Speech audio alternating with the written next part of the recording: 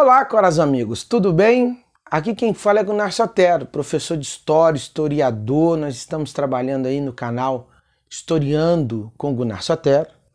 Então, desde já eu peço para você clicar lá no joinha, compartilhar, nos seguir no Instagram, no YouTube, no Facebook, para nós podermos aí conversar sobre assuntos históricos diversos. E hoje, em fevereiro, 25 de fevereiro, nós vamos conversar sobre a guerra na Ucrânia, um assunto atual que todos nós estamos acompanhando pelos canais, pelas mídias sociais, televisão, internet, jornal, revista, Twitter, tem sido muito importante.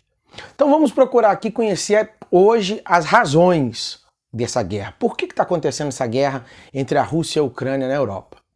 E num próximo vídeo nós vamos falar um pouco do combate que já vai completar aí praticamente 48 horas. Começou na madrugada do dia 24, hoje já está na Ucrânia, já deu essas 24 horas, então siga-nos para vocês ir se informando um pouco mais sobre esse conflito.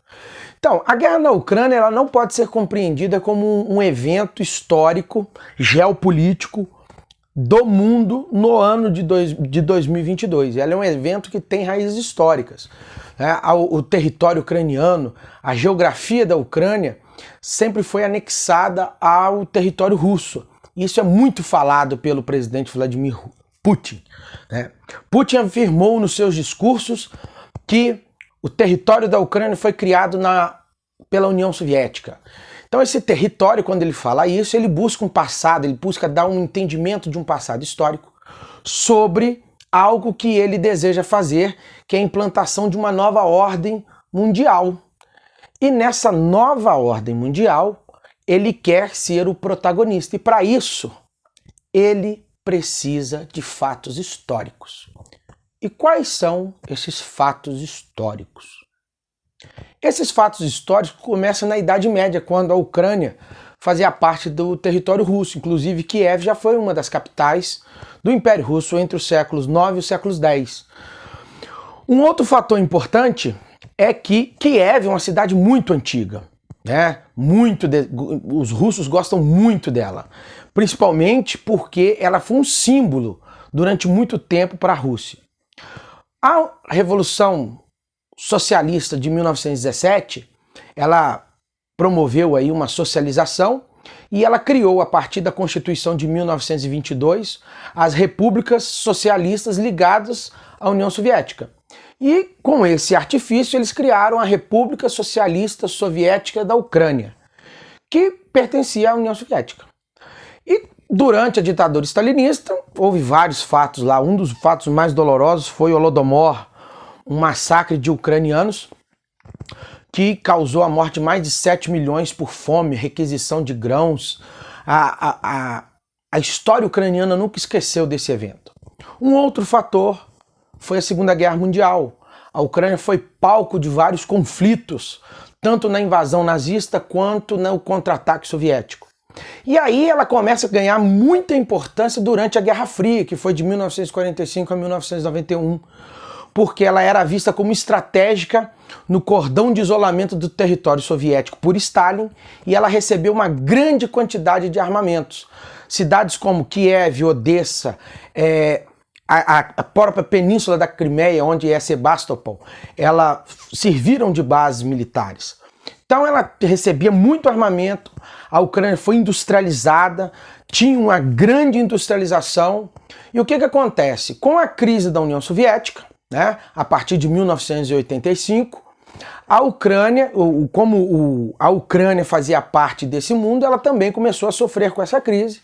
E quando o Muro de Berlim caiu e a União Soviética deixou de existir em dezembro de 1991, a Ucrânia se tornou independente. Automaticamente ela começou uma vida falida e muito bem armada. Ela era o terceiro país com o maior armamento nuclear do mundo, perdendo apenas para Estados Unidos e União Soviética, a Rússia na época, Então o que acontece? Ela não tinha dinheiro e tinha armas. Houve um acordo intermediado pelo presidente Bill Clinton, onde tanto a Ucrânia quanto a Rússia de Boris Yeltsin fizeram um acordo para a Ucrânia devolver essas armas nucleares para a Rússia em troca de aportes financeiros, que chegou próximo a 10 bilhões, e a Rússia se comprometeu em não invadir o território ucraniano e a respeitar sua independência, sua autonomia, suas forças armadas, desde que eles não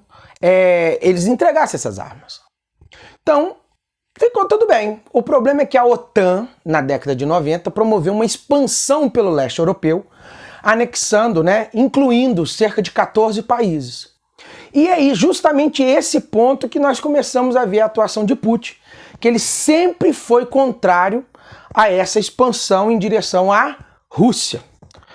E ele criticou muito Boris Yeltsin por Boris Yeltsin não ter feito nada. A Rússia estava falida, sem dinheiro, não conseguia resolver muitos dos seus problemas geopolíticos. E nessa nova ordem mundial ditada pelos Estados Unidos, o que acontecia? A Rússia ficou em segundo plano. Então a Rússia começou, a partir do Vladimir Putin, quando ele entrou no poder em 2000, ele começou com um discurso que ele precisava reavivar o nacionalismo russo. Ele ganhou muita popularidade. Ele foi presidente, foi primeiro-ministro, depois voltou como presidente e pode ficar como presidente até 2036. Então o que acontece? Ele tem alguns argumentos que ele busca justificar o tempo inteiro. Primeiro, ele alega que ele falou que a Ucrânia está cometendo um genocídio de russos étnicos do leste da Ucrânia. Por quê? Na crise de 2014, quando a Ucrânia se aproxima da OTAN, ele distribuiu passaportes russos nessa região, incentivou movimentos separatistas, apoiou as regiões de Donetsk e Luhansk contra a Ucrânia. Então ele manteve a Ucrânia em estado de guerra a partir de 2014 para que ela não pudesse ingressar na OTAN. Uma outra questão que está envolvida nisso é o que eles chamam de desrussificação da Ucrânia. Ele alega que existe um movimento dentro da Ucrânia, e é aí que entra a estrutura da desnazificação, que combate o idioma russo, a religião russa, e que existem movimentos neonazistas, como o Batalhão de Azov, que são contrários à Rússia. Então, essa aproximação da Ucrânia com a OTAN não agrada a Rússia, porque a Rússia não quer a OTAN próximo dos seus territórios para não lançar mísseis balísticos e de cruzeiro contra o seu território.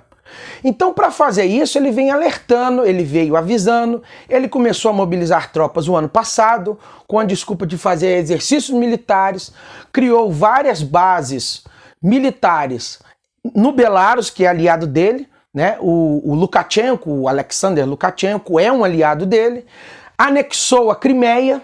Por quê? A partir de 2014, quando ele montou esse estado de guerra, ele impede que a Ucrânia entre nas forças da OTAN.